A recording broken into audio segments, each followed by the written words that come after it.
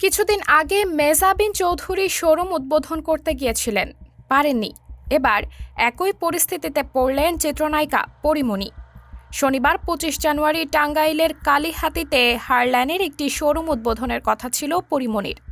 তবে স্থানীয় ধর্মপ্রাণ মুসল্লিরা বাধা ও হুমকির মুখে অনুষ্ঠান বাতিল করে দোকান মালিকপক্ষ। জানা গেছে, ১৫ দিন ধরে টাঙ্গাইলে পরীমণির আসার বিষয়টি প্রচার করছিলেন এলেঙ্গায় টিন মার্কেটের হারল্যান্ড স্টোর কর্তৃপক্ষ। বিভিন্ন জায়গায় মাইকিংও করা হয়। পরীমণিও ফেসবুকে টাঙ্গাইলে যাওয়ার বিষয়টি জানান। তবে পরীমণির আগমন ঘিরে বিপরীতমুখী অবস্থান নেন স্থানীয় হেফাজতে ইসলামের নেতাসহ কিছু মুসল্লিরা।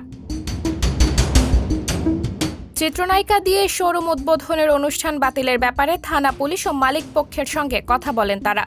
গত শুক্রবার বিভিন্ন মসজিদে জুমার নামাজের আগে পরীমণির আগমন ঠেকানোর ব্যাপারে পদক্ষেপ নেবার জন্য আলোচনা হয়।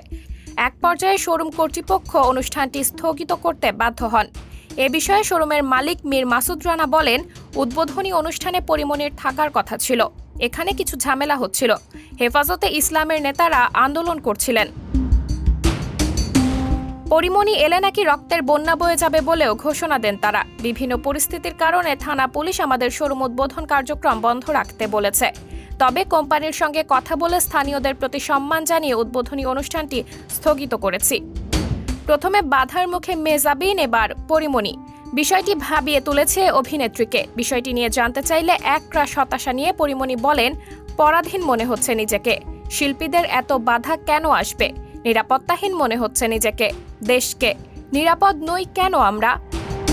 সাবরিনা জলিল, সবার কথা।